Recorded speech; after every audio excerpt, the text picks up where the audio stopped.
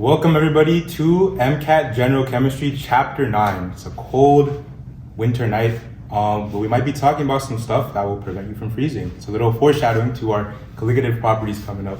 But, let's start with the basics, right? Solutions. What is a solution? A solution is something that's made up of things inside of something else, right? So what are these things and what are the other things I'm talking about? We have solutes and solvents. A solute is just the thing that's being dissolved, right? So maybe like sugar or salt, right? And then your solvent is the thing that's doing the dissolving. And your solvent is going to be the one that's present in larger amounts. And so our universal solvent is water, right? Let's draw out water. Now, water doesn't necessarily dissolve everything, but it dissolves a lot of things. And that just has to do with its, it being polar, right? So when you have oxygen with these two H's, there's partial charges on both types of elements, okay? For your oxygen, oxygen is the second most electronegative element. This is going to have a partial negative charge, and hydrogen will have a partial positive charge. So let's say we're dissolving table salt. Table salt is NaCl. We know that NaCl dissociates into what? It's just Na plus and Cl minus. So you can think of your salt as this thing, right? Like maybe you have this big clump of salt and you drop it in water and it becomes these small pieces, right? And so let me show you the way this water actually dissolves a salt. When this dissociates, you have Na plus and Cl minus surrounded by water molecules, but the way they're surrounded is not going to be the same. Sodium is positively charged, right? And then chlorine is negatively charged. So our water is going to orient it in such a way that it's facing the opposite charge, right? So oxygen, as we established, is partial negative. So you're going to have water molecules that look like this.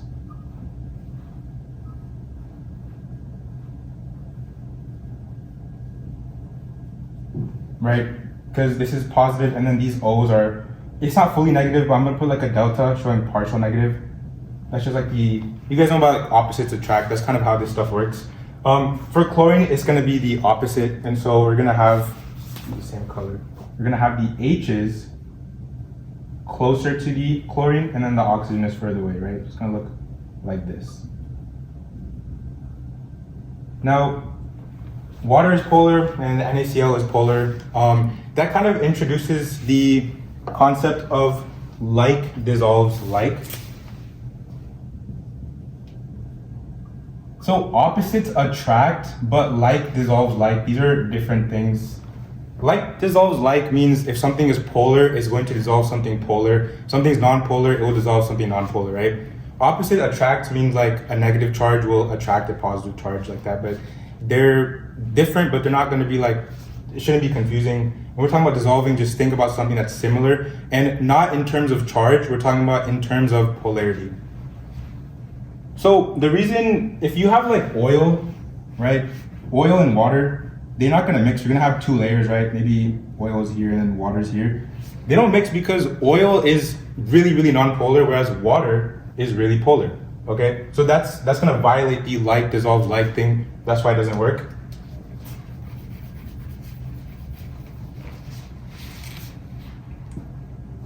Now, to kind of elaborate on like dissolves like, yes, I said polar dissolves polar and non-polar dissolves non-polar, but you have to like be more specific. The closer in polarity something is, or the closer in non-polarity something is to something else, the better it will dissolve, right? Just because you have something super polar and something that's slightly polar, it doesn't mean that these are the best fit for each other. If you're trying to dissolve something that's slightly polar, it's better to dissolve it in something that's also slightly polar, right? So for example, let's say you have this right here.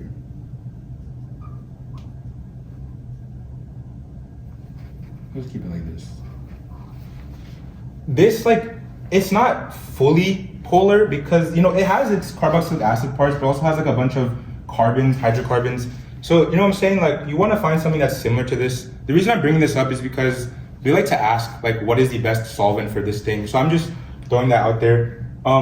Also, another thing is, it's really damn annoying, but AAMC, the way they define something as non-polar is different than what you would think. So let me draw a common like type of molecule that gets asked, right? So we draw some rings, okay?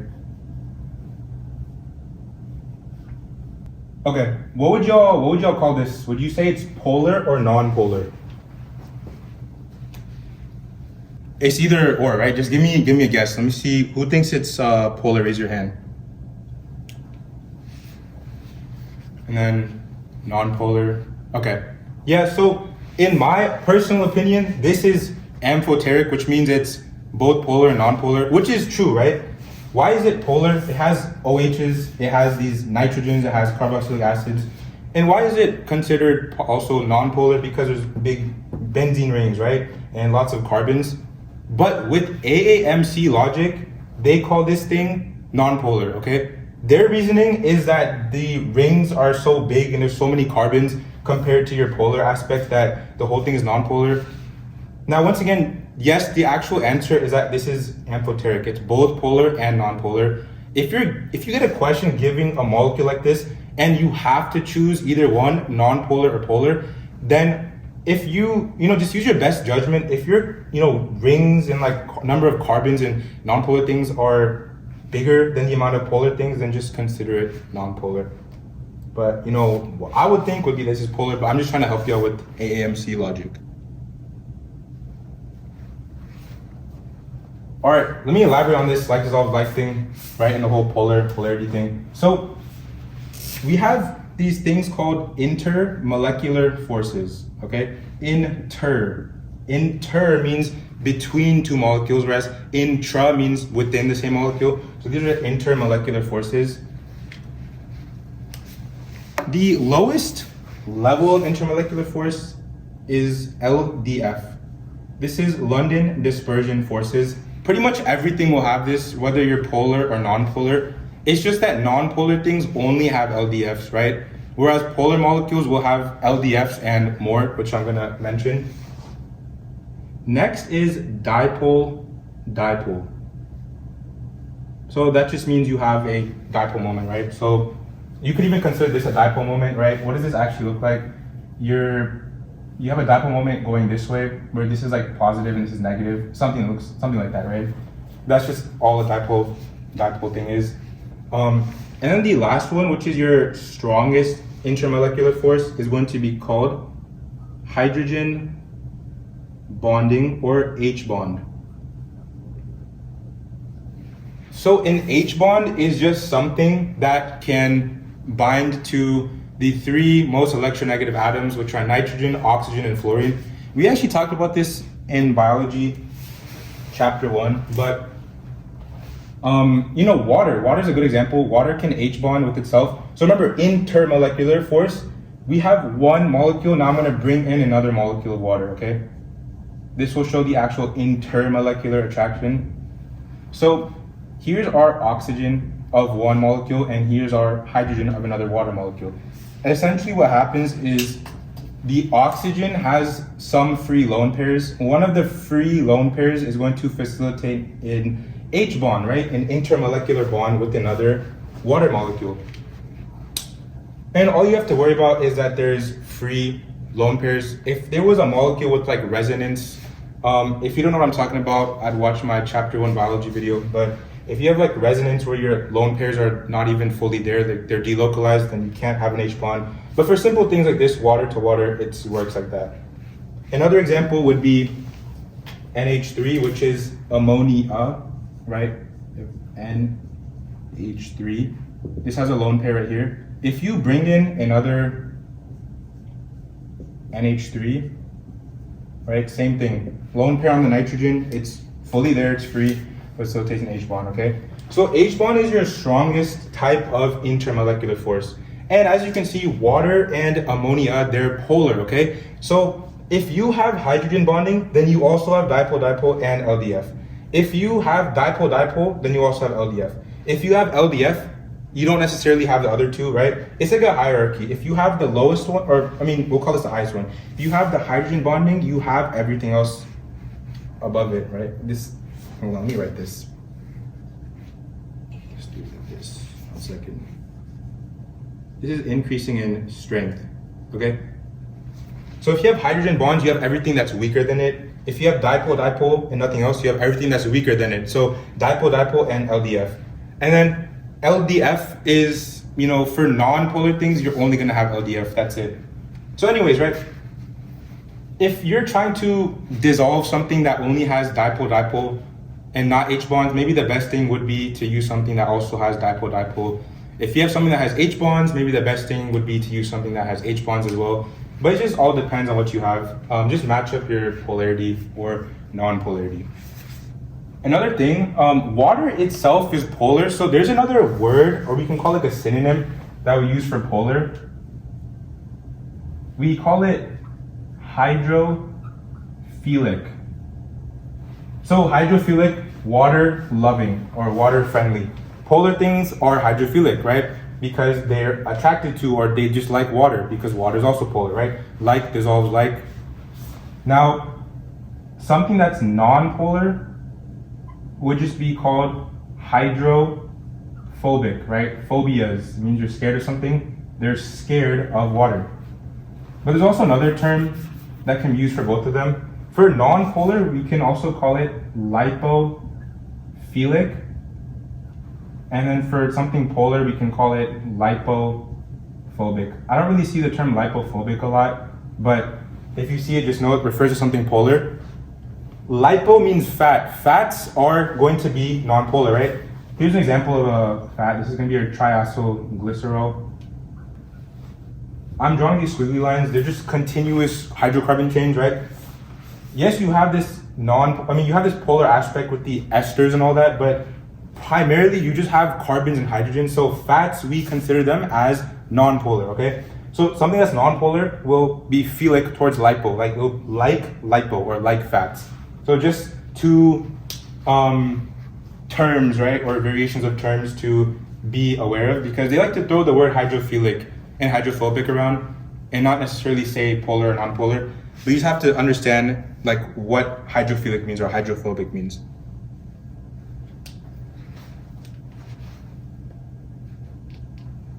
And one more thing, the reason like dissolves like we just say that, but like why does it work?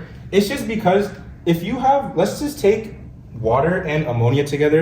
If they both exhibit the same thing, like dipole-dipole and H bond, what's gonna happen is, let's say we're dissolving ammonia, like NH3, in water.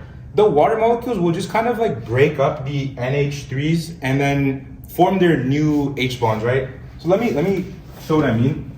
Or look at this right here, okay? Pretend you have this complex, but there's more, right? That's gonna be your NH3. They're all like interacting with each other. Now, as soon as you bring in water, the solvent, right? Now we're bringing in water.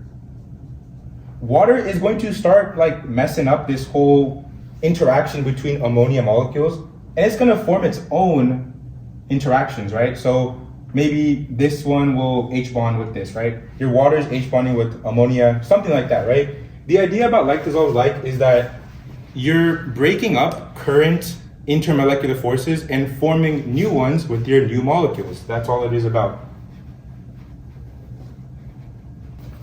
Now, for solutions in general, we have a couple terms, okay? We have unsaturated, saturated, and supersaturated. So unsaturated, okay, let's do saturated first, right? Saturated just means everything that can dissolve has dissolved, right? So you don't have any more or any less, right? If 100 grams of sodium chloride was meant to dissolve and all 100 grams of those dissolved, then you have a saturated solution, right? Or another term could be like as much as the thing could hold. So if you have like 100 liters of water and this can only accommodate 100 grams of sodium chloride dissolving, and all 100 grams of those dissolve, then you're saturated, right? You have the max amount of dissolving that could occur.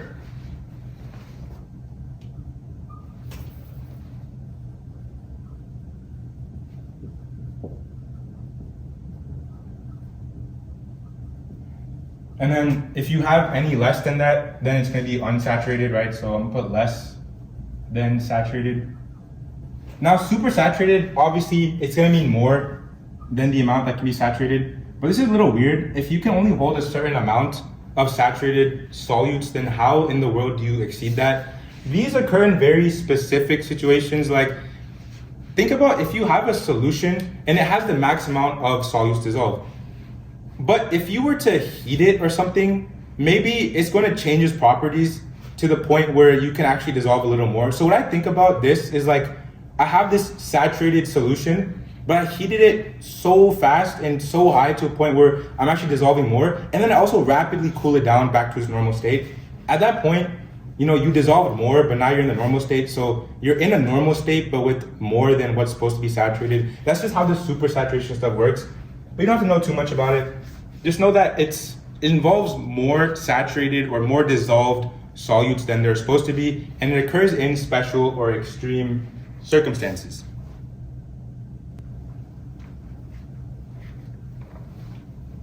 Now for saturated, if I had like 150 grams of sodium chloride, but the solution, right, like the solvent, 100 liters of water, could only accommodate 100 grams of that NaCl dissolving, yeah, you'll have 100 grams of NaCl, right? But the other 50 is just going to form like a solid called like a precipitate, right? Because it just can't dissolve anymore.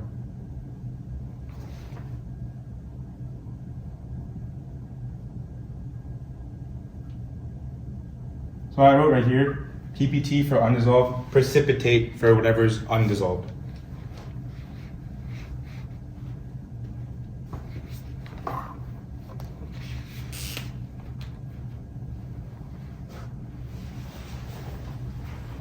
Now I'll talk more about that, but let me bring up some other terms.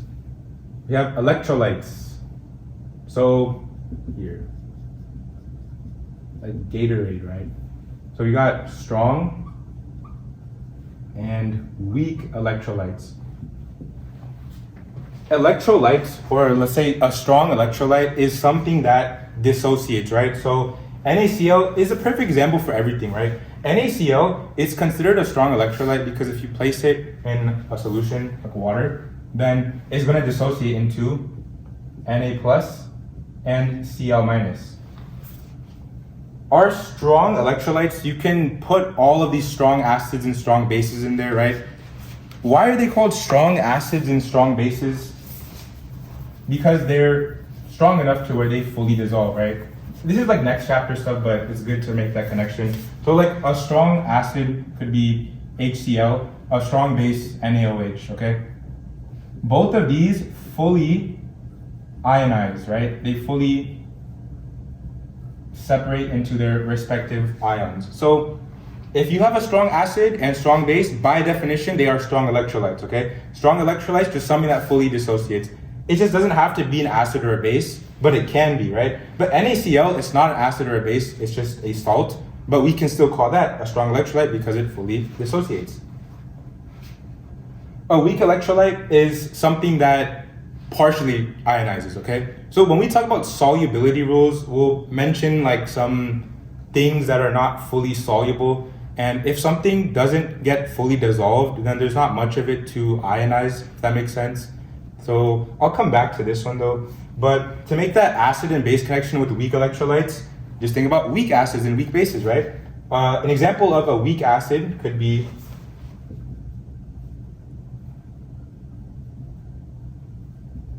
acetic acid, right? Acetic acid is a weak acid. It's gonna partially dissociate into some protons and some acetate ions, but not fully.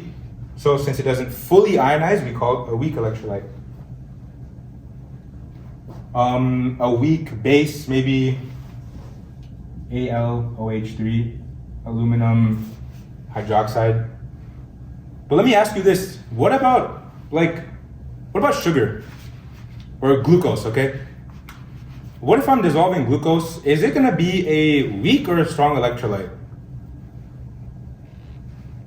Going to be a weak electrolyte. All right, you're close. So there's actually a third category I didn't even include here because I wanted to see if y'all get it. We also have non-electrolytes.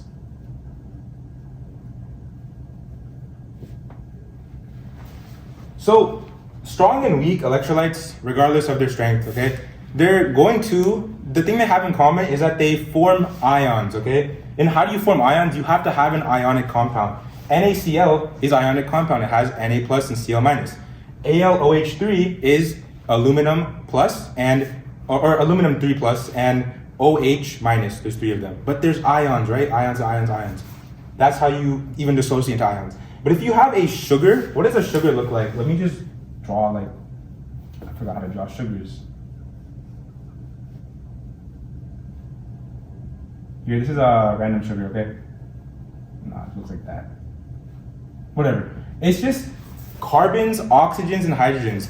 Carbons, oxygens, and hydrogens, they're all like covalent bonds. There's no ions to even be formed for this, okay? So yes, something like glucose or sucrose, fructose, they will dissolve in water, but you're not ionizing them. You're not forming anything new.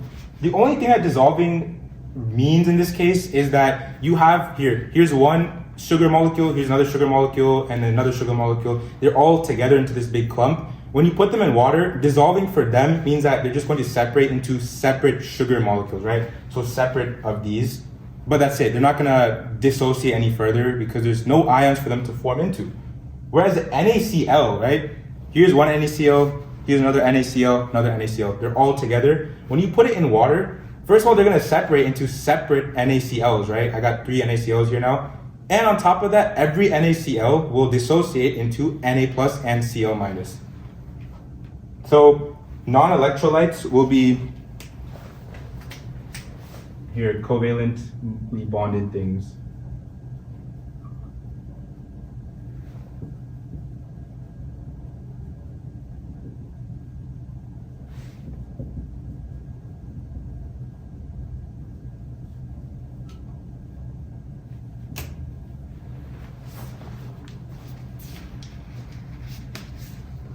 All right, now my favorite part, solubility rules.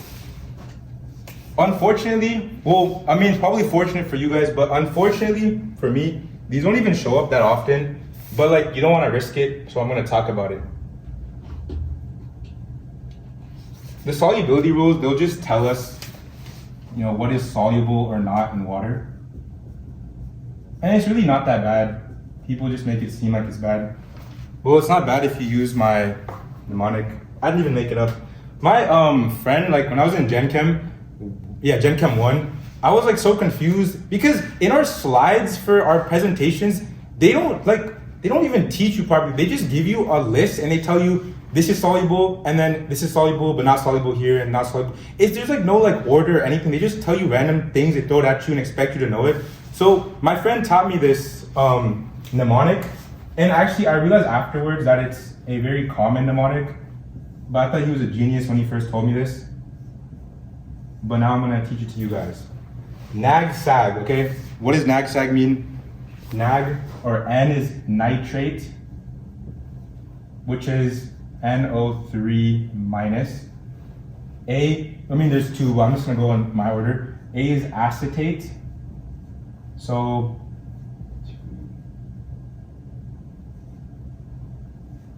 your acetate is this, by the way. This is acetate. Anyways, G is group 1. Anybody remember the name of group 1 elements? We talked about this chapter 2 of Gen Chem. Yeah, this is going to be called your alkali. So I'll put alkali. Actually, hold on.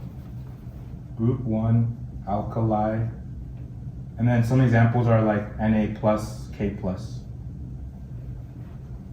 S is sulfate, so SO4, 2 minus. A is ammonium, so NH4 plus. And then the last G is group 7, which is also known as your halogens. Okay, halogens, but not fluorine, okay? So I'm gonna put halogens except F. So everything else, right? We got chlorine, bromine, iodine, right? So the stuff on this side, always soluble, all right?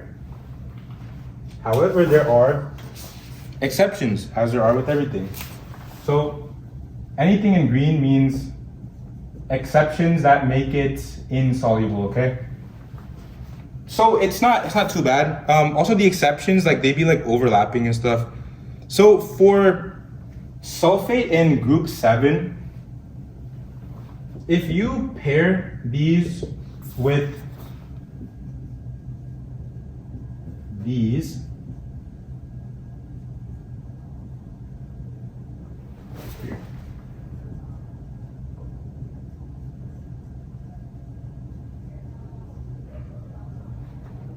okay, there's more exceptions, but first, right? This is mercury, silver, and lead.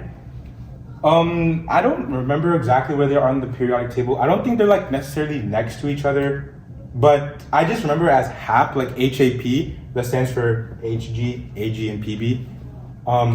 Those will make these non-soluble or insoluble, right? But let me add one more. Sorry if it's slanted. I'm putting a line here just because there's like another mnemonic associated with the next ones. So here.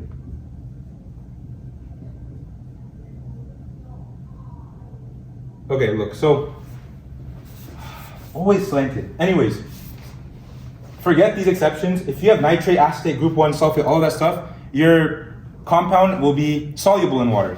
But for sulfate in group 7, if you pair it with any of the green things associated with it, it will become insoluble. So sulfate, let's say you have HgSO4.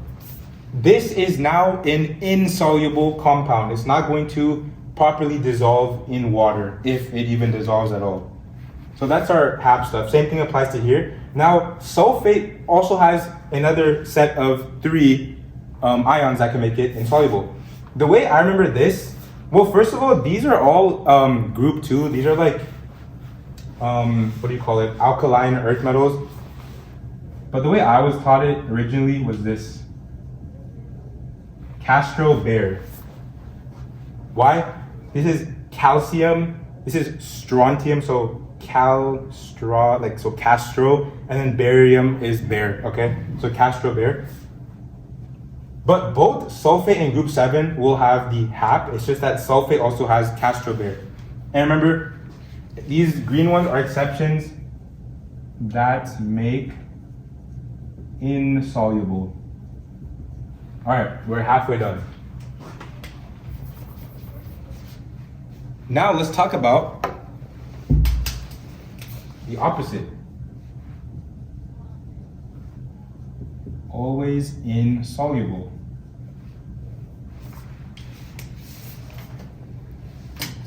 So Nagasaki is probably easy to remember. This is not really necessarily easy, but I just say CpCs, and then I draw like a little line and put OH.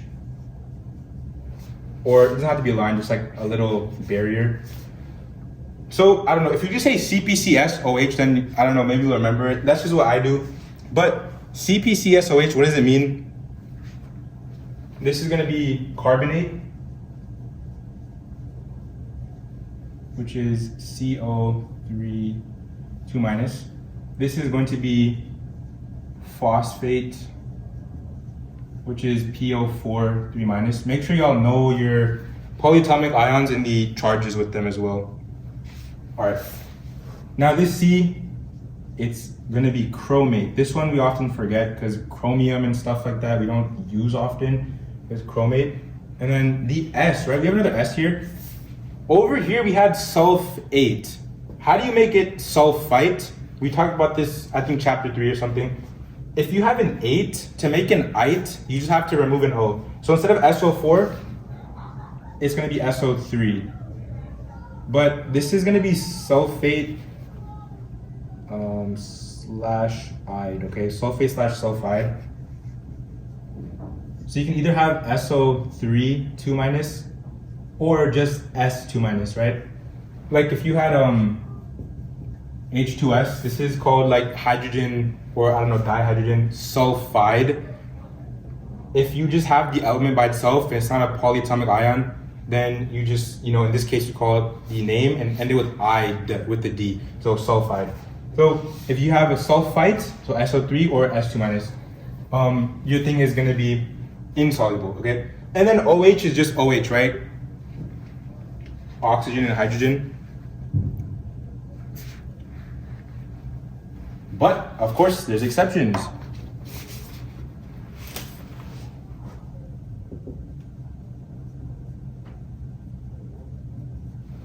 So yeah, once again, the reason I separated these is because their exceptions are a little bit different. Like, meaning all of these will have the same exceptions, then this one has its own.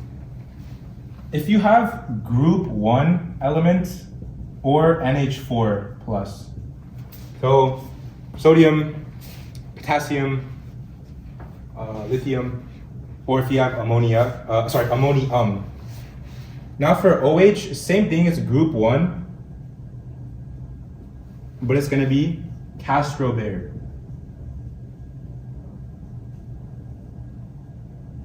So not entirely, but it's group 2 as well, right? But it's just these 3 in particular. So like magnesium is in group 2, but it's not gonna make it. It's not gonna affect it. So anyways, right?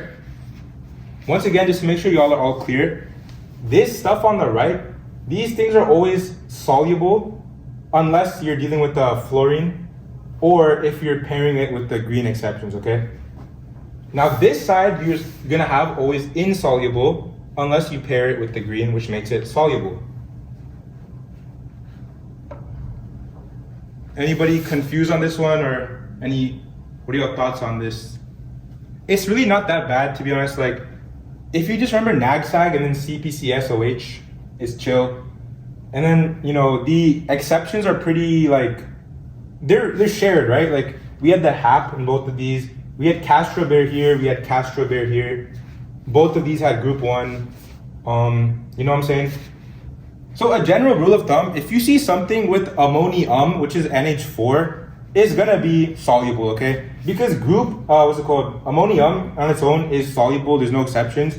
And NH4 plus is also an exception for things that are considered insoluble. The reason there's no NH4 for OH is because there is no NH4OH, right? The equivalent of that would just be NH3, which is ammonia. And we already talked about this before, that ammonia is soluble because it's, you know, it has H bonds just like water. So I just showed you the whole diagram of how that works. Yeah, now I want to make sure y'all get this, because I asked a question on my Instagram last night about, like, I gave 4 molecules and I asked which of these is insoluble. And 200 people got it correct, right? Which seems like a lot, but that was only 19% of everyone who answered. So, dude, honestly, everything I ask on Instagram, only like 20 to 30 people or 30% get it right every time. I don't know why. I make my questions hard on purpose, but still it's wild. So let me ask y'all the question. I don't even remember the answer choices I gave, but let me see. Yeah, I think it was this. We got aluminum hydroxide, lithium chloride, lithium sulfite, ammonium chromate. Yeah. Anyways, I mean, from now, like, after talking about all this, you should really easily get the answer, which would be A or 1. Because look, right? 2 and 3 have lithium, which is group 1. And so group 1 doesn't even have any exceptions. And group 1 is the exception, right? For things that are insoluble. So 2 and 3 are automatically gone. Same thing with 4, right? I told you right now, anything with ammonium is gonna be soluble. And so the answer would be this one. The reason people were getting it wrong and confused is because they like forgot all of this, but also like nobody would think that this is insoluble in water, because they see an OH and think, okay, this is a base, it's going to dissociate. There's two things I have to say about that. One, this is not even a strong base, it's a weak base. And second, the term insoluble is kind of misleading, okay? Something that's insoluble does not necessarily mean that it won't dissolve at all.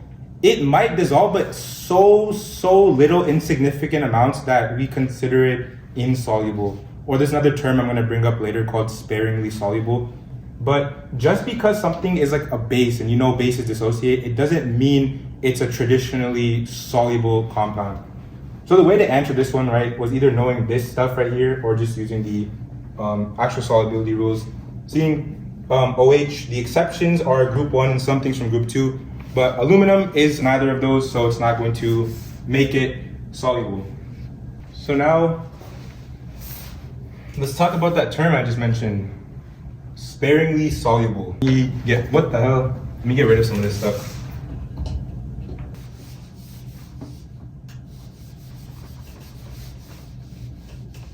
Oh, this thing is tweaking. All right, so yeah, as I was mentioning, right, something that's not fully soluble, like as long as it's not a polar opposite. If it's oil and water, like, okay, of course, oil is not gonna be soluble in water. That's different, right? But generally, like when we say something is insoluble, it just means that it doesn't dissolve to a significant amount, but some of it can still dissolve. So for things that don't fully dissolve, we call them sparingly soluble.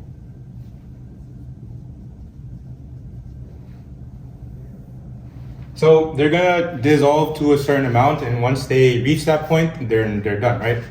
So if y'all remember from the equilibrium chapter, we had K, EQ, and then Q, right? So if I had like an equation that was like A plus B makes C plus D, the K, EQ was related to C times D over A times B. Like the actual value of this, that's the equilibrium, would give us KEQ. And then if you want to find Q, it would just be this ratio in the current states, right? So the same thing applies to sparingly soluble, except instead of KEQ, the thing is called KSP. And for this one, like, yes, it's supposed to be products over reactants, but you don't consider reactants because your reactant is generally going to be a solid. So let me give an example. Like if you had like A, B, and this is a solid, then it's going to dissolve into A plus and B minus, and then these are going to be aqueous. And so the KSP for this would be A plus times B minus. And you just don't include this because it's a solid, the reactant. So make sure like this one you actually just use the products, okay? Now KSP, right? You know, if this equaled like 1.4 times 10 to the like, I don't know, negative 15 M, that means that, okay, you started with some AB and then it started dissolving a little bit, but once your product of this and this, right, A plus and B minus, once the product, meaning like when they multiply, the amount of them ended up at this value, 1.4 times 10 to the negative 15 molar as their concentration, that's it. It's not going to dissolve anymore. It's not going to ionize anymore in this case. And the rest of this AB will just stay solid or be a precipitate. But as you can see, right, this is such a small value, 10 to the negative 15, but there is still some dissolving occurring. It's just that it's not that much, okay? Now, you know how I mentioned KEQ and just Q? So KEQ for this is KSP. The Q equivalent is IP, which is ion product. So it's just the same thing, right, but for a different scenario. If your, you know, KSP is this, but maybe at this point you have, I don't know, 1.2 times 10 to the negative 20. Maybe this is what your current A times B equals. That's fine. That's just what you currently have. And then more of it will dissolve to reach this. But the connection you should make is that if use a different color, too much pink. If your IP, your ion product, is less than your KSP, what does this mean? If your ion product is less than the maximum amount that can be dissolved, then you can dissolve more, right? So this is going to be an unsaturated solution because more can dissolve. If your IP is equal to your KSP, then you're at the maximum amount, so that's saturated. And then if your IP somehow exceeds your KSP, remember with the extreme conditions, then this is super saturated.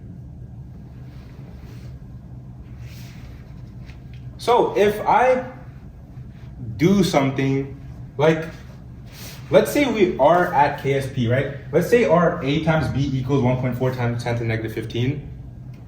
What happens if I add another element that makes more of B minus somehow? Or I add like another compound that increases this? What's gonna happen? There's a principle. Yeah. And what were you saying, bro? Yeah, let's Chatillier's principle, right? Yeah, the Chatillier's principle.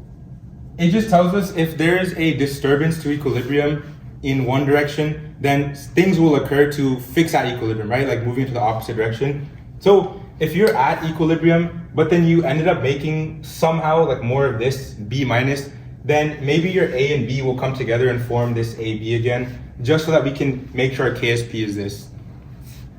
On the flip side, what if you just have all AB and then you added some completely separate, okay? You added some completely separate A pluses and B minuses. Now less of this AB will dissolve. The reason I'm bringing this up is because there's two scenarios that are important to know that involve this. Or they're things that will make your molecules either more or less soluble.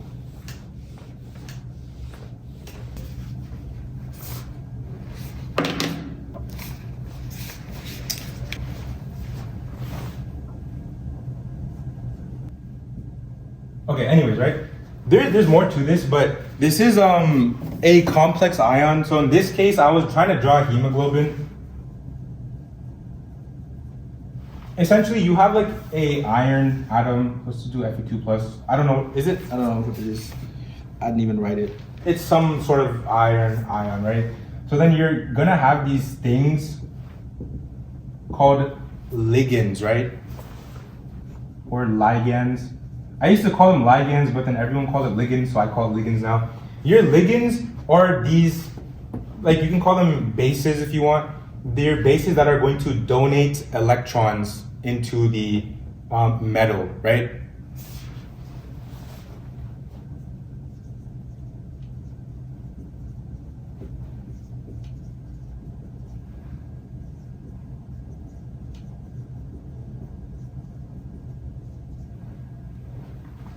Yeah, what? Yeah, I was about to mention that. So this is the type of bond that gets formed with complex ions is called a coordinate covalent bond. So you're gonna have like a bond formed like something like this, okay?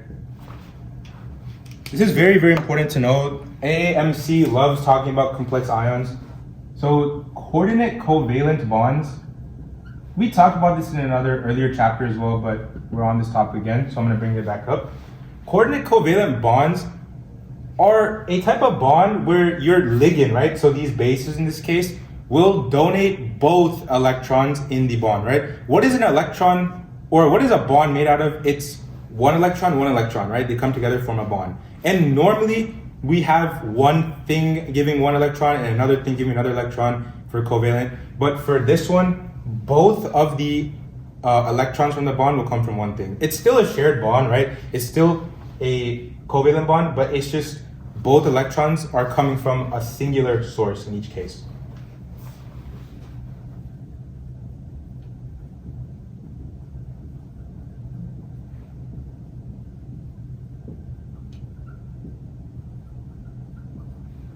All right, so now here's where this applies to everything else.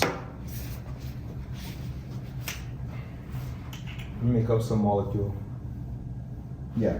If I had FeCl2, this is gonna dissociate into Fe2 plus and 2Cl minus. Cool. What if I add this complex ion, like, you know, this complex, what's gonna happen? Pretend this Fe, like, I'm talking about this. What if I add these ligands to this solution that has this dissociation occurring? What is it gonna do? Is it going to make our iron chloride more or less soluble in Y?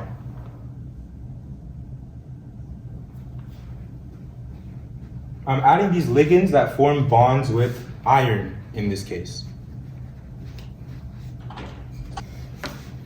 Gotcha. So look, these are called imidazoles, right? Why am I blanking? Yeah, these are the, like, I mean, you know what I'm talking about, right? Or pyrols, that's what they're called. Where did I get imidazole from? These are called pyrols. These are like heterocyclic compounds, right? And so they form the coordinate covalent bonds with your iron. And so if I'm dissolving this guy and I'm making these, this complex is taking away these free irons. So that means I have less of this, okay? So that means that FeCl2 is going to what? Is it going to dissociate more or dissociate less? Using Le Chatelier's principle. I'm gonna shift to the left, so it's going to dissolve more. Yeah, shift to the right. But same thing. I mean, but you're correct. You were half correct. It's going to dissolve more, but shift to the right. It's going to make more of these. It's the same thing, right? If you're at equilibrium, like you have all the iron, all the chlorine that you need, right? Let's just say this is your KSP, you're at 1.4 times 10 to the negative 15. But you include these pyros and whatever else is the hemoglobin stuff, they are going to form these complexes with iron.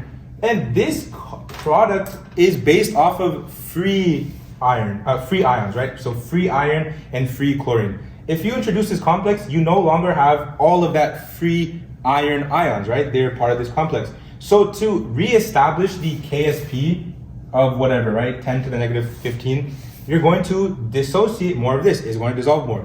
So, you know, the main point from this is that complex ions increase solubility.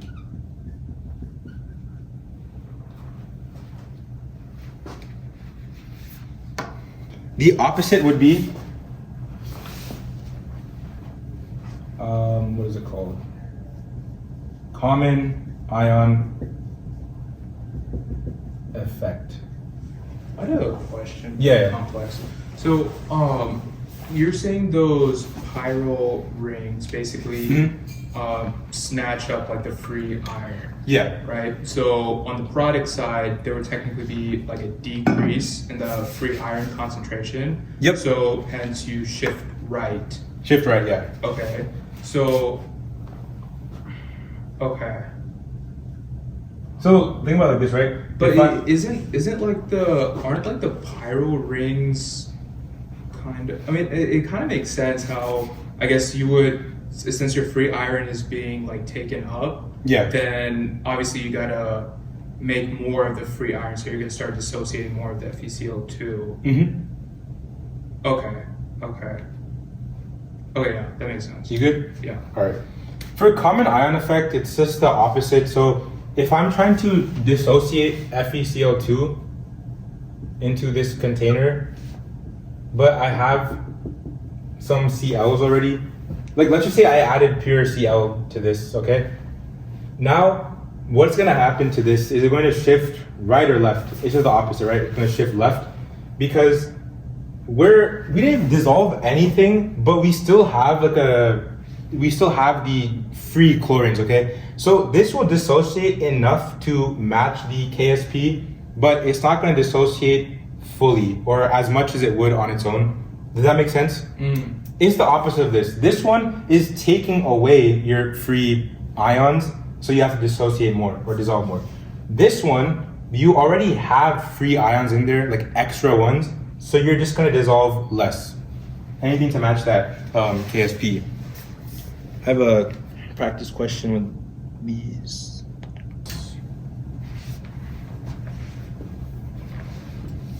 Cool.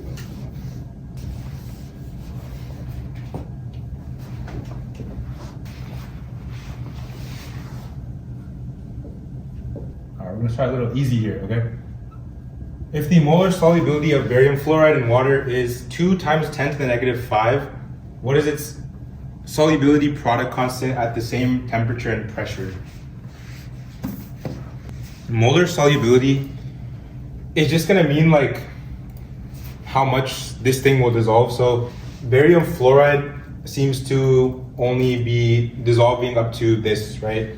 It didn't give us units because this is the units, like it's molarity, right? So that means, you know, you have barium BaF2, okay? I purposely just gave the name because you have to know, like, what is this molecule?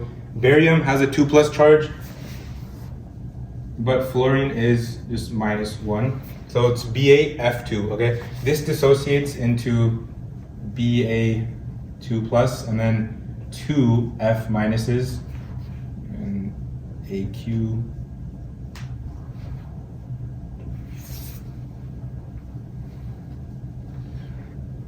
And so barium fluoride, if it equals this, then you just have to do like this ratio stuff, right? How many bariums are there for barium fluoride? It's 1 to 1, right? So your KSP, right?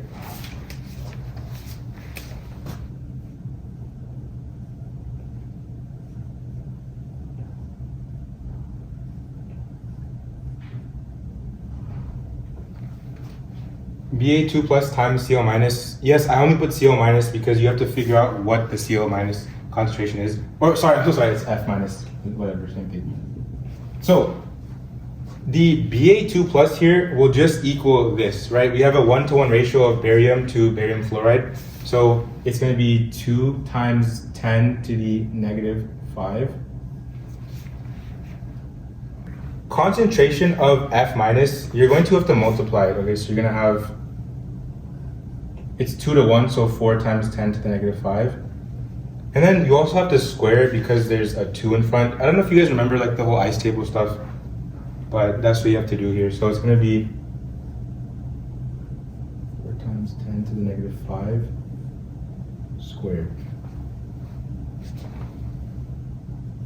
I didn't complete this because I wanted to see if anyone would get it, but the 2 will become exponent, right? So 2 times 10 to the negative 5, and then 4 squared is 16, and then 10 to the negative 5 squared, just multiply this exponent by 2, so the negative 10, right? 2 times 16 is 32, and then we're going to add these. You get 10 to the negative 15. And then if you want to be really scientific notation, then move 1 and you get 3.2. And if you're decreasing this value, right, we went from a 32 to 3.2, you're increasing the exponent here. So it's times 10 to the negative 14. This is your KSP. So essentially, what you can do here, there's nothing going on, right? Like there's no common ion effect or ligands or anything like that. So for something like this, look at the formula. We have BaF2, right? We have 1 of this and 2 of this. If you have 1 of something, it's X. But if you have 2 of something, you have to square it, or you have to multiply it by 2 and then you square it, right? So F2 is 2X, but you have to square this, right? Are you guys following along? Weren't you asking about this? I was kind of, so Yeah. you say 2x squared, but it's, for example, whenever we write our KSP like product over reactants, we put like just setting it up. It's so products would be like Ba, the concentration of Ba times the concentration of F, but the F would be squared. It's doubled and squared because there's double the amount. And then just how it's just like, okay, do you remember this? Because your formula for this BaF2 is just like for barium fluoride is BaF2, right? Yeah. which dissociates into Ba2 plus 2F minus. Okay, do you remember this? What would the KEQ be for this? It would be C squared times D cubed divided by A times B. Yeah, so just based off, like, I mean, it's the same thing applies to here. It's just that you don't have the, you don't include the reactant because it's a solid. So you're just multiplying these two instead of dividing. Oh. But anyways, as you can see, the coefficient becomes exponent. So forget this, right? I'm just gonna put x squared, okay? So BA is x, right? Mm-hmm. Then for 2F minus, it's gonna be at least x squared. Right. But since there's a 2-to-1 ratio between fluoride ions and BaF2, that means that the concentration of F minus is also double. So you have to also put a 2 in front of it. So you get 2x and then all of that squared. And so if you finish this up, it's x times 4x squared, which is 4x cubed. But with that logic, if we go to KEQ, Yeah. Technically the ratio for like D to A Mhm. is 3-to-1. So why is it not 3D cubed? Oh, I didn't complete it. I was just showing like the general thing. Oh, okay. I'm just trying to show like how you put the exponent there. But yeah, you're right. You're gonna have to like do more. And so let me continue on this, right? Mhm. If you what I'm trying to show is like shortcuts, right? Like Right. you can just know that I have a 1 to 2 thing, like a BaF2, right? 1 and Right. 2. You can, instead of like writing everything out, you can just know 4x cubed, and x is gonna be this. If you plug this into this, you're gonna get the same answer we got. That's if you Okay. have this general formula. The general formula, what I'm trying to say is like x, y, 2, where something is 1-to-1 and something is 2-to-1. Mm. If you had like x, y, 3, so maybe AlOH 3, you're gonna have Al3 plus, and then 3OH minus. For this one, you're gonna have x, right? Al is just 1-to-1, so x times 3x, because this is 3-to-1, Mm-hmm. and then you're cubing all of it because of the 3. And then so if you simplify this, you get x times 27x cubed, which gives you 27x to the 4th, and so on. But the general ones you see is this 4x cubed. It's just gonna be xy2. Yeah, it's just, I mean, it makes it easier in my opinion if you know this, but yeah, just don't forget, like you have to use the coefficient as a coefficient, and you also have to use it as an exponent. All right, let's make this a little more confusing. Oh, sorry.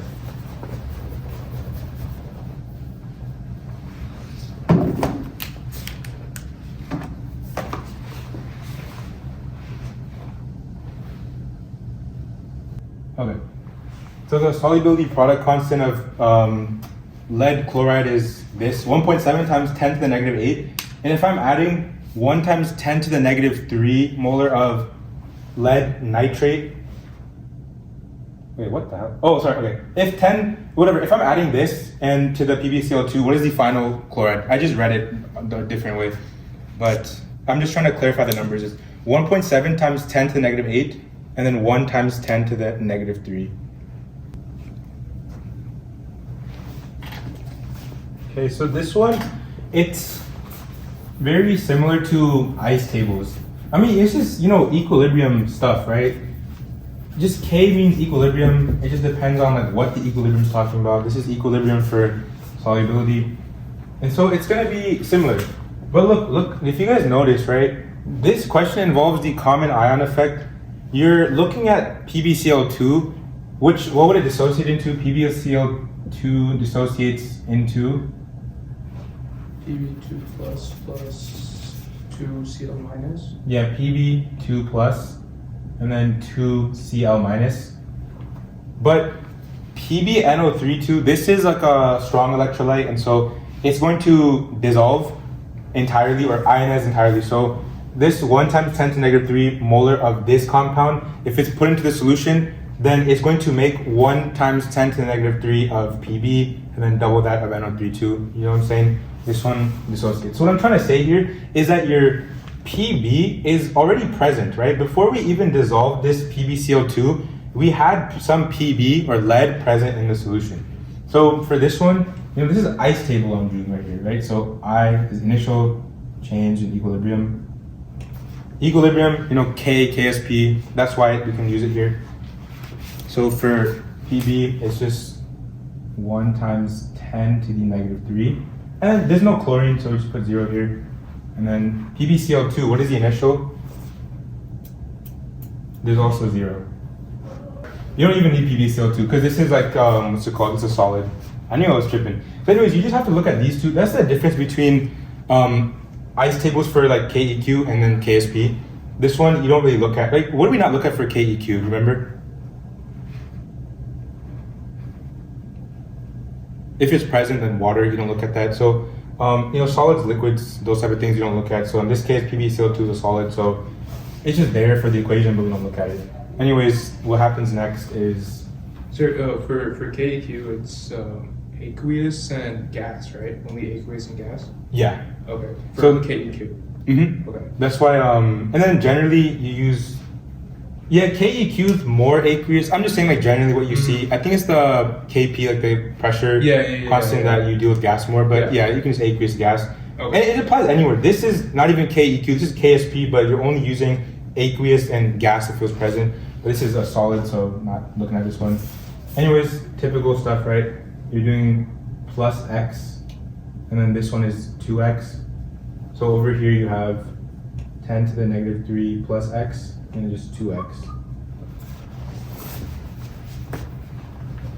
And what is our KSP? I'm gonna write it one more time. KSP equals PB2 plus times Cl minus, right? I'm not finishing this equation. I'm just saying it's PB times Cl, okay? So our KSP, they tell us it's 1.7 times 10 to the negative 8. All right, and our PB, we know it's 10 to the negative 3, so it's 10 to the negative 3 plus x. And then our chlorine is 2x, but we have to square it because it's 2, right? You're gonna use it as the exponent as well. Now, if you guys remember from the equilibrium chapter, if you're given something plus or minus x, for MCAT's sake, you're not gonna include it. You're just gonna estimate and remove it. It's too much work. You don't even have to test it and see if you don't have to use it. Just don't use it. They're not gonna make you do quadratic formula. So you got 1.7 times 10 to the negative 8 equals 10 to the negative 3 times 4x squared. And then it's just a whole rearrangement stuff.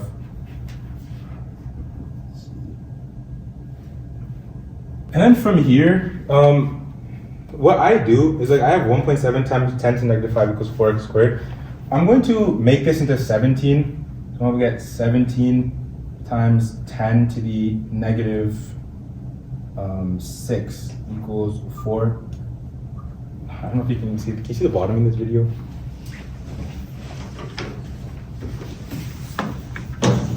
Yeah. Okay. I'm just going to move it over here.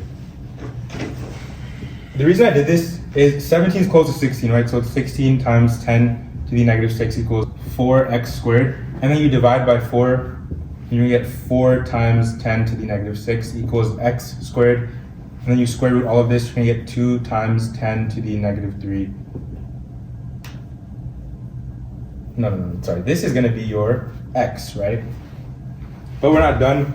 This right here is our equilibrium concentration of chlorine. So you plug this into that 2x. Essentially, you're just multiplying it. So you're going to get 2 times 2, which is 4, times 10 to the negative 3. So 4 times 10 to the negative 3 equals your chlorine ion concentration. And it's in molars. Sorry, that was really messy.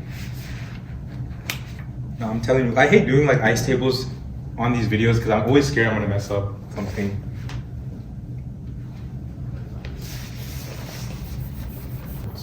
This. So when we talk about concentration, like generally we're talking about capital M, which is molarity. But there's other ways to describe something in terms of concentration. So I'll just write the first one, right? Molarity equals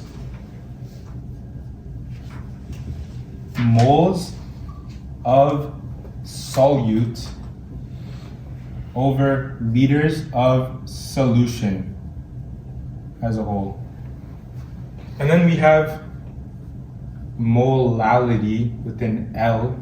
This one we indicate with a lowercase m, whereas molarity is capital M. So molality is moles of solute, again, divided by kilograms of solvent. Make sure you pay attention to this. This is liters of solution, but this is kilograms of solvent. Once again, solvent is the thing that's dissolving the solute, but this is not the solution, it's just a part of the solution. And then we have percent composition.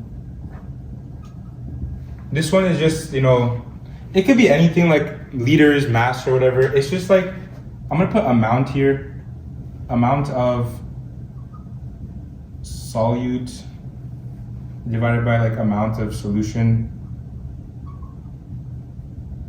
So like if you wanted to do like, I don't know, if you had like 10 liters of solute over like 30 liters of solution, then your solute is, 30% around, like, right? So 1/3, 33% of the solution.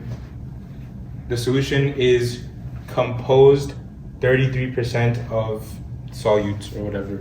Yeah, this can also be mass. I said amount, it could be whatever, volume or mass.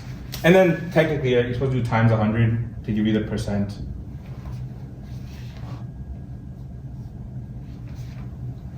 And then the last one, we talked about the other day as well. It could fall under this, but I'm just gonna make it its own separate thing. Mole fraction, which looks kind of like an X. This is just mole of, put A over mole total. You generally use like mole fraction when you're talking about gases. So, the whole partial pressure thing, if you had, can you see? It's slanted again. Anyways, if we had like 3 moles of gas A, 4 moles of gas B, 5 moles of gas C, the mole fraction of A is 3 moles over 3 plus 4 plus 5, which is 12. And that gives you 1/4 or 0.25 as the mole fraction of A. So mole fraction is just a fraction of the moles, okay? But it could also be kind of under this percent composition because it's amount of a smaller thing over a total amount. It's just that we don't use a percentage here, we're using like an actual fraction or decimal, whereas percent composition, generally we represent with a percent. So like 25% in that case. For molarity, something else we can talk about is dilutions. They love this equation in biochem lab. It's like, and it's very easy, but like, I'm just saying, like I deal with this so much. So sometimes people write it as M1V1 equals M2V2. Another variation is C1V1 equals C2V2. It's just that C, they refer to as concentration, whereas M is also concentration, but it just stands for molarity here. But molarity 1 and volume 1 equals molarity 2, volume 2.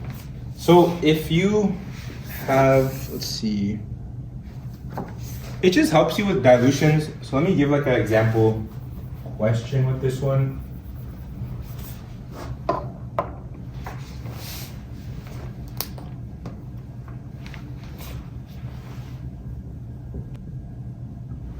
So how many milliliters of a 2 molar solution A would be used to dilute it and make 40 milliliters of 0.40 molar concentration solution?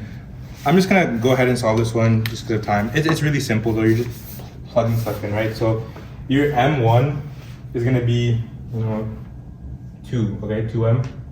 And we're asking how many of this 2M, so your V1 is just, we don't know. That's what we're looking for. And we're trying to make a 0.40 molar, right? So your M2 is 0.4, and then V2 is 40 milliliters. So here's the thing, right? Just be consistent with your units. Like, I know normally we refer to volume as liters, not milliliters, but in this case, you're asking about milliliters and they're using milliliters. So it doesn't matter. If you have milliliters here and milliliters here, it's fine. Just don't have liters here and milliliters here, or microliters and milliliters. You know, just keep it consistent. It's all just proportions. And then from here, it's simple.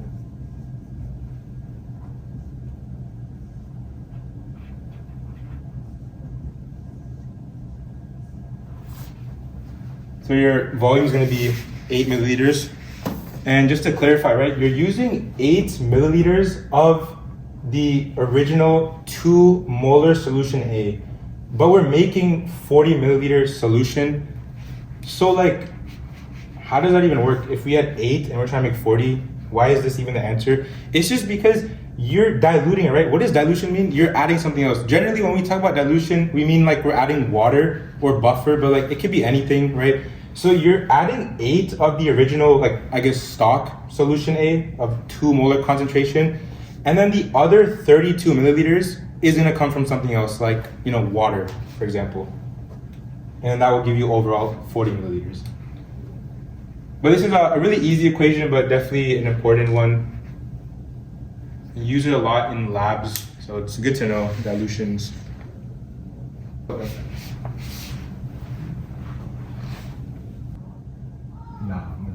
Okay, so for this one, I didn't put the states like A, Q, and S because I want you to tell me what are the states of these. It's just based on solubility rules. If it's insoluble, it's not going to be aqueous, it would just be solid. And if it's soluble, it's going to be aqueous.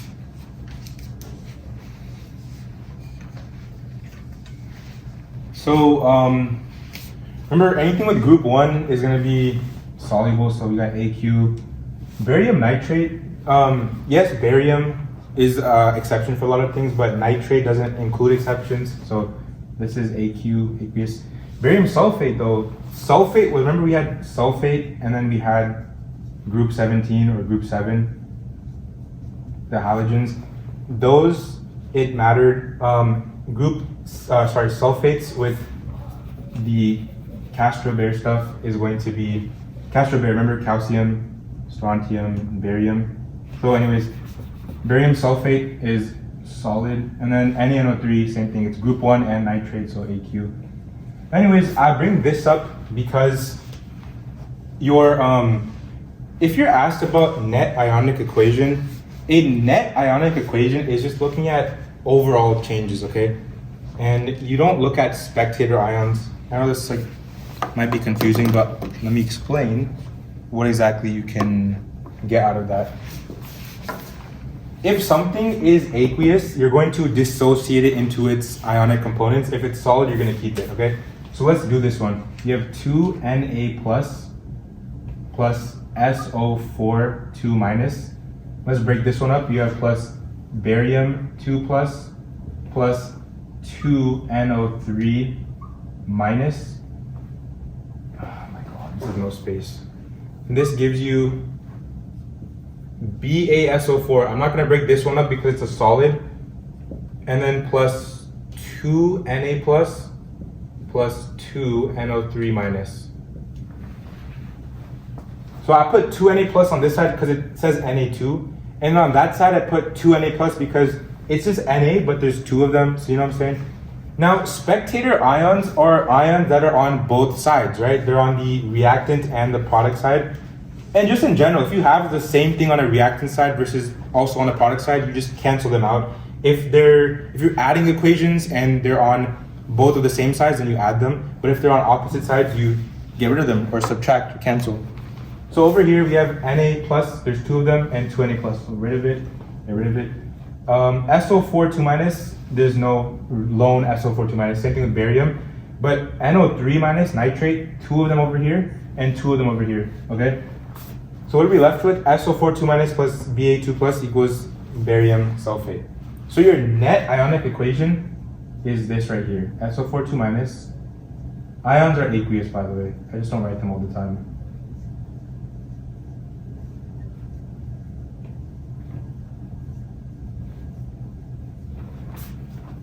So yeah, they most likely will give you the solid and aqueous, like they'll tell you the states. But if it's solid, you're not breaking it up. And you know, whatever is solid, that's going to end up being part of the net ionic equation. That's like a shortcut. But just in case, break everything up that can be broken up. So if it's soluble, then you're going to break it up into its ionic or individual ionic components. So this is the actual thing that occurred. You know what I'm saying? Like, yes, you converted Na2SO4 and moved the Na to like NaNO3, but like if you put this whole thing in a solution and everything dissolves that can dissolve, you still have like Na, right? Free Na on both sides. Like if you dissolve this, you're gonna have Na and then SO4. If you dissolve NaNO3 and BaSO4, you're gonna still have Na, but you're not gonna have free SO4. Do you guys get what I'm saying? Over here, barium nitrate, if you dissolve that, you're gonna get free barium and free nitrate. But if you dissolve this stuff, you're gonna get free nitrate because it dissolves from the NaNO3, but you're not gonna get free barium. So that's what I'm trying to say.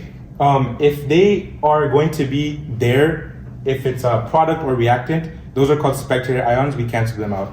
But if there's not canceling out, then we keep them, right? That's the actual change that occurred. We originally had free barium and free sulfate, but when we had the reaction occur, we don't have free barium or free sulfate anymore. They just form a solid precipitate. Does that make sense? Because this gets kind of confusing. It's not like too important to know all the details, but it's just like an explanation thing, like it gets confusing when they teach it to you like in class. All right, this molality stuff, don't forget it because it's important for this next part. We never use molality unless we're talking about the next part, which is colligative properties.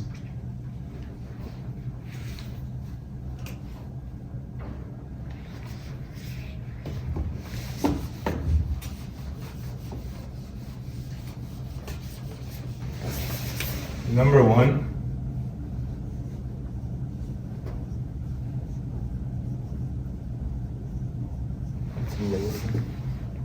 yeah, okay. Vapor pressure lowering. There's like a chart or like a diagram associated with it. It looks like this.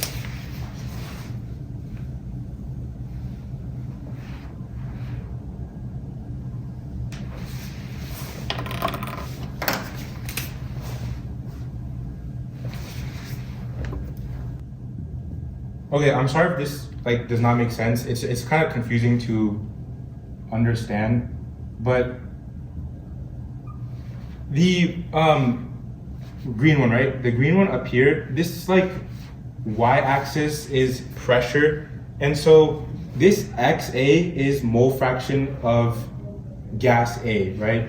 So if your gas A has a mole fraction of 1, that means your entire gas or whatever gas mixture is made up of just A, then its partial pressure will be high, whereas partial pressure of B will be like literally nothing.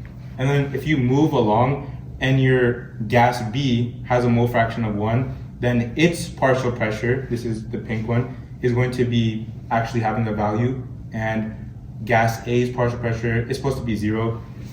And this is like the total pressure between the two. And as you can see, as you increase the pressure or increase the mole fraction of B, the partial pressure increases, whereas this one decreases. That's kind of what this is showing. Like, you don't really need a graph to even explain that. It's kind of self-explanatory that if you increase the amount of a gas, the partial pressure will increase, right? But that, I'm just including that because like it's part of this. But like the more important thing will be called Raoult's law, which is under vapor pressure lowering.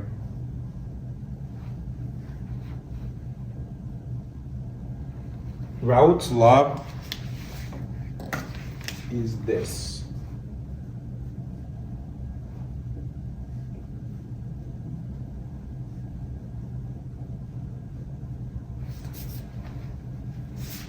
Okay, so this P with the circle or the degree sign is like the original partial pressure of A, or you can just consider it the pressure of A. If you add something, then what's going to happen to the mole fraction of A? It's just going to decrease, right? So originally your mole fraction was 1. Let's say you just had pure gas A and this equaled like 10 ATM, okay? the mole fraction of A is 1 because that's all there is. And then the partial pressure of A in that case will just be the same. It will be 10. Is that making sense? Okay. But if you add something, right? Now let's say I have 5 of element B, and then I have like 10 of A. Now what happens is, right, originally you just had 10A, so what's the mole fraction? It's 10 over 10, which is 1. If I add 5 of B, what's my mole fraction now? It's 10 over 15, which is 2/3. And if my partial pressure, or just pressure originally of A, was 10, and now my mole fraction is 2/3, obviously, right, this partial pressure is going to decrease. It's going to be like 6 or something, 6.6, something like that. That's also self-explanatory, but like, you know, the main thing from here is like, there's this term called non-volatile solute. A non-volatile solute is something that has a very low vapor pressure. So this XA and stuff, if you're adding non-volatile solutes or just something with a lower vapor pressure than gas A, then your overall vapor pressure of the gas mixture will decrease. Vapor pressure, if you're confused, the lower your vapor pressure is, the higher the boiling point. So when I'm saying we're lowering vapor pressure, we're just increasing the boiling point. So a non-volatile solute is something that has a high boiling point, has a high BP / low vapor pressure. If you add something with low vapor pressure to something that has a relatively higher one, then overall you're dropping the vapor pressure. That's what this law is trying to tell you.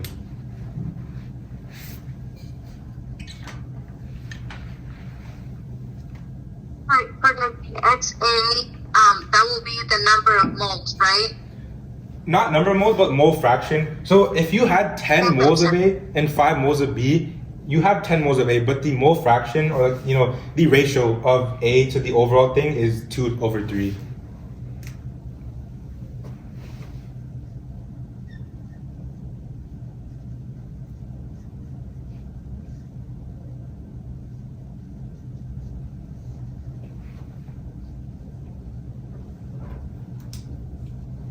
So I'll try to make this a little bit more or less confusing. This P with the degree sign, just consider it non-partial, okay? It's just the full pressure of A, right? If A was the only thing present. But this P without the degree symbol is the new partial pressure once you actually add stuff. So if you didn't add anything, your X is at the highest it can possibly be, which is 1. As soon as you add even a small amount of something, your X decreases because now you have more things to compare it with. You're gonna have 0.9 or 0.8 or something, right?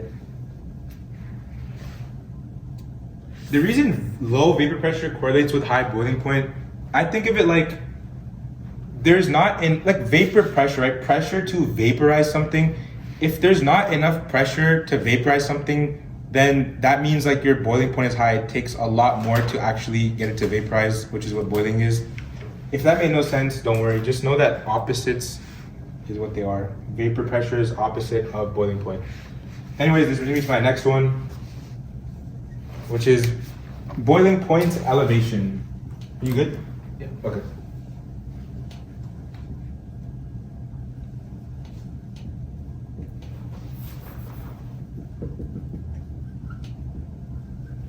All right. Boiling point elevation, it's similar, right? If you decrease vapor pressure, you're increasing the boiling point. There's a formula associated with this one. It's going to be this.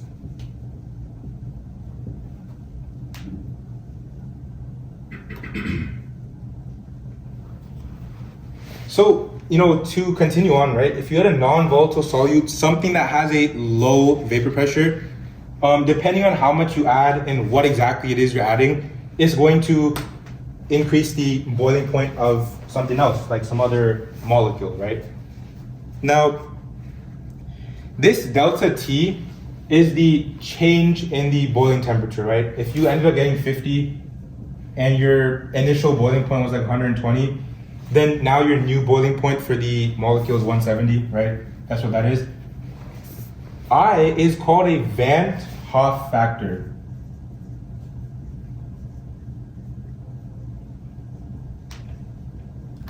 Also known as an ionization constant.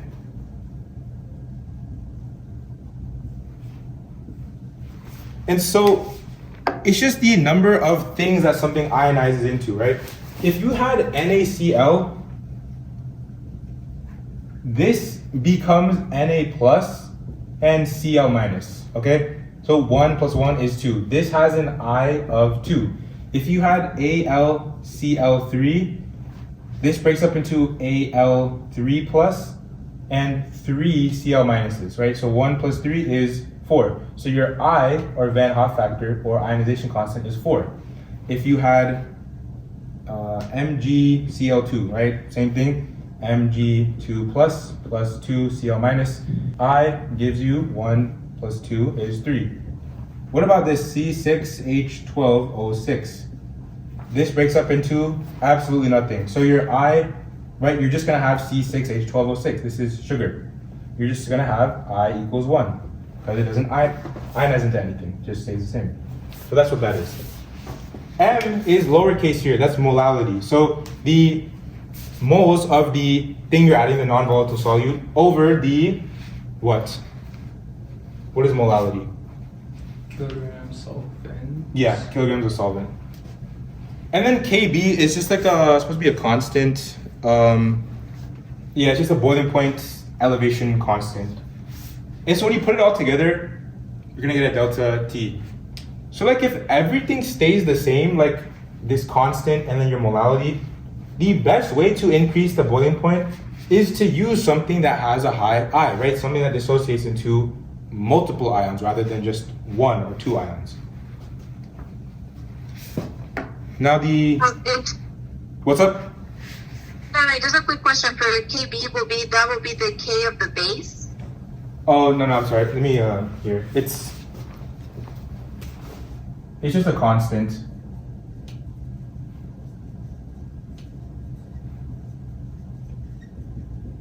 Constant for boiling point elevation. I know a lot of these things be like similar, like Kb is also base dissociation constant, but for this it's just boiling point elevation constant. Now there's also something called freezing point depression. You guys know about antifreeze? Mm-hmm. This is, antifreeze employs this ideology. You're trying to, for example, the coolant in your car, you're trying to make sure it doesn't freeze in freezing temperature. You're gonna add something to it that drops its freezing point, right? So even if it's 20 degrees outside, it's not gonna freeze because now the new freezing point is like -5 or something like that, right? The thing is the same here, right? The equation, it's gonna be delta Tf equals I times M times Kf. Except this is now instead of boiling point elevation constant, it's freezing point depression constant. This is the change in the temperature of the freezing point, and then I and M are the same. Just remember, if your delta T for freezing point is like 50, and your delta T over here is also 50, what's the difference? For boiling point elevation, you're elevating it, okay? If your initial boiling point was 100, you're going to add this change and get 100 plus 50 equals 150. That's what we're trying to do. We're trying to elevate it. For this one, if your delta T is 50 and your original freezing point was 50 degrees, I don't know what the units are. I think it depends on what they give you. But if it was originally 50 and your delta T is 50, you're not going to add it, you're going to subtract. So 50 minus 50 equals 0 degrees Celsius. That's your new freezing point. Just don't forget what you're trying to do. You're trying to lower the freezing point so that you don't freeze, and you're trying to elevate the boiling point so that you don't boil or vaporize.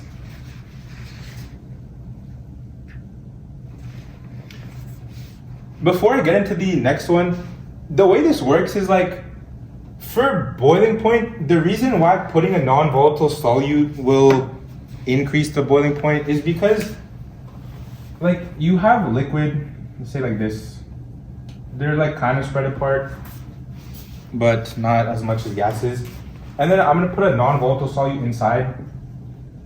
Okay, these blue ones are non-volatile solutes. They just like make it difficult for these particles to even evaporate, right? This is liquid form. It needs to like spread apart and like that, right? The non-volatile solutes get in the way and prevent it from boiling so easily.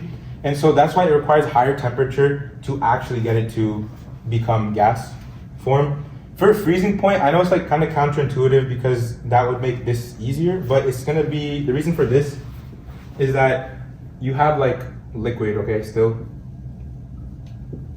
And in order for a liquid to become a solid, you have to have a proper ordered structure, okay? You know, like the whole crystal lattice structure? And so if you have non-volatile solutes, it just makes it hard for the molecules to even get in their proper orientation, right? You're gonna have like some particles like in the way, making it hard. That's just like some conceptual stuff if anyone wanted to know. But just remember boiling point elevation and freezing point depression. The last one, they like to use it in biology a lot. It's called osmotic pressure or oncotic pressure. I'm sure there's a difference between those two, but for MCAT purposes, they're the exact same thing, okay? So osmotic / oncotic pressure. For this one, we're using a pi. This is a capital pi equals I times, this time it's capital M times R times T, okay? So make sure boiling point and freezing point, elevation, depression, you're using molality, which is moles of solute over kilogram of solvent. But this is capital M molarity, which is moles of solute over volume or liters of solution. I is the same thing. T temperature is supposed to be in Kelvin. Just look at the units they give you, but it's supposed to be in Kelvin. This is also, this pressure is supposed to be in ATM.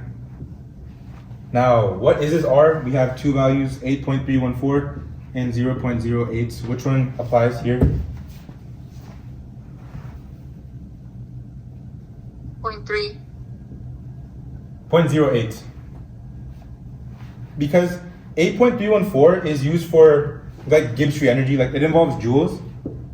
I always forget the units. It's joules times something, right? Like this one right here, delta G equals, what is it? Joules per mole. Yeah, joules per mole Kelvin. Delta G equals negative RT ln Gibbs free energy, right? It involves joules per moles, okay? So the R here is gonna have a value that gives joules per mole, whatever times Kelvin or something. And for this instant where you're dealing with energy, the R is 8.314. But for pressure and volume and all this stuff, you're gonna use the smaller one, 0.08. So this is the value for R. Now, I'll talk more about this in biology, but osmotic pressure is pressure that comes inside of something. And then hydrostatic is the opposite. It's just the pressure of something leaving something, right? So, I'm sorry, that made no sense. Let me explain. If you had this right here, let's do this. If I have lots of, actually, hold on. I have this cell and it has lots of these particles, okay? Think about this, your M is really high, your molarity is super high because I have lots of moles of solute over the total liters of solution. And I'm surrounded by water. Osmotic refers to water, so the osmotic pressure is going to increase. What does that mean? It means it's going to come inside the cell. The osmotic pressure of the cell is high. So that means water will come inside the cell. And what is that gonna do? Like you still have, you know, all your solutes, but there's like more water inside and it's going to balance out or, you know, kind of dilute the concentration here. And if osmotic pressure is high, hydrostatic pressure is low. Hydrostatic pressure refers to water leaving something, okay? So if you're really concentrated in solutes, you don't want water to leave. You want water to come in to maintain an equilibrium because you're so concentrated, right? Now on the flip side, if you had lots of solutes out here, but you had only a few in here. Instead of water coming in, water is going to go out. This is called high hydrostatic pressure. Water is leaving. And now in here, right, you're going to have still the same amount of solutes, but the amount of solute per, volume is going to be the same as out here at the end. So to mess with concentration, you can either touch the amount of solute or you can touch the amount of solution overall for volume, right? You don't have to necessarily increase solute or decrease solute. You can change the volume.